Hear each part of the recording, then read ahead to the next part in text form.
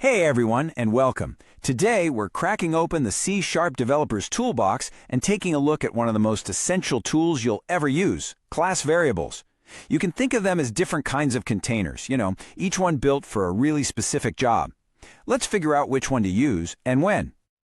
Okay, so let's get real for a second. You're building an app, let's say a travel app. You've got this data puzzle on your hands. How do you handle it? I mean, some info, like a customer-specific trip to Paris, is totally unique to them. But other stuff, like your company's name, has to be the same everywhere. And then there are some rules, like tax rates, that have to be set in stone and never, ever change. This is the exact problem C# class variables were designed to solve. To make this all super clear, we're going to build a little system for our fake travel company. We'll call it Traveasy. What we need is one master blueprint that we can use to stamp out thousands of unique travel packages. And that blueprint? Well, that's our C# class. So what even is a class? It's really just the design, the template. It's not the trip itself, right? It's the plan that says every trip we create will have a name, a type, a price, and so on.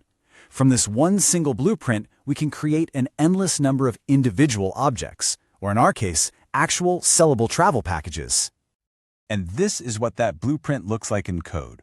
See? Super simple. Public class travel package. Everything that defines what a travel package is, it's all going to go right inside those curly braces. So let's start filling it up with the different kinds of data we need. First up, we've got to deal with the details that are different for every single trip. I mean, a Parisian getaway is obviously not the same thing as a Roman holiday. Each one needs its own unique information. For this job, we've got two main tools in our toolbox, instance variables and read-only variables. And you know what really sets them apart? It all comes down to flexibility. One of them can be changed whenever you want, while the other gets locked in place right at the very beginning. An instance variable gives every single object its own personal copy of that piece of data. The package name is a perfect example. Every travel package object we create gets its very own package name field. We can set one to Parisian Getaway and another to Tokyo Adventure. And hey, if we need to update it later, no problem at all. It's totally modifiable. Okay, now let's talk about the read-only variable.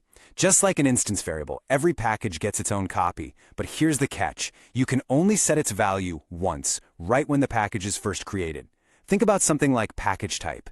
We can make a luxury package or a budget package, but once we decide it's a luxury package, it is always a luxury package. It's locked in. This is awesome for data that defines the core identity of an object. All right, we've got the unique details handled. Now let's switch gears and think about company-wide data. This is the kind of information that doesn't belong to just one package, but to our whole company, Traveasy. For this shared data, our toolbox has two more really powerful options, static variables and constant variables. And just like before, the big difference boils down to one simple question. Can it ever change? Static variables are all about sharing. There's only one single copy of this variable in memory, and every travel package object we ever create points to that exact same copy. Our company name is the classic example. It's Traveasy for every single package. But if we ever decided to rebrand the company, we would just change this one static variable, and that change would instantly show up across every single package in our entire system. Pretty cool, right? And then we have constants. You should think of these as the unbreakable laws of your program. A constant's value is literally burned into the code before the program even runs. It's not just that it's non-modifiable, it's fundamentally unchangeable. Our goods and services tax rate, the GST_rate, is a perfect fit.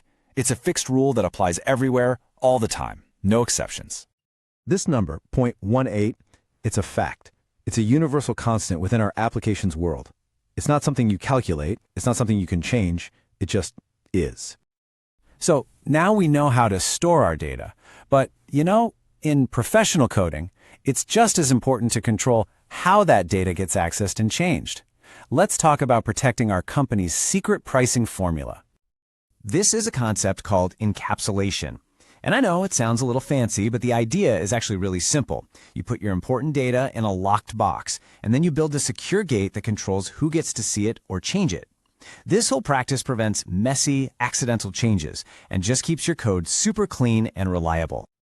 Here it is. This is our locked box. By marking the price variable as private, we're basically saying that nothing outside of our travel package class can directly mess with it. Nobody can just come along and set the price to 0 by accident. It's safe. It's protected. So if it's locked up, how do we get to it? Well, we go through our secure gate of public property. Now, when someone asks for the price, we don't just hand them the raw private number. No way.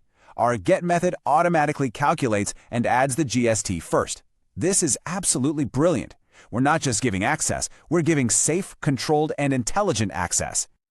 Okay, so we've explored the 4 main variable types and a super important principle for protecting them. Let's just pull it all together in one clear summary so you'll know exactly which tool to grab for any job. Here it is, your ultimate cheat sheet. It's this simple. If you need data that's unique to each object and can change, you use an instance variable. If it's unique but needs to be locked in after creation, grab a read-only. If the data is shared by all objects and might need to change for everyone at once, that's a job for static.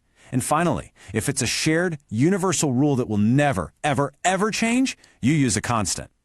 You see, at the end of the day, choosing the right variable type isn't just some small technical detail. It's a major design decision.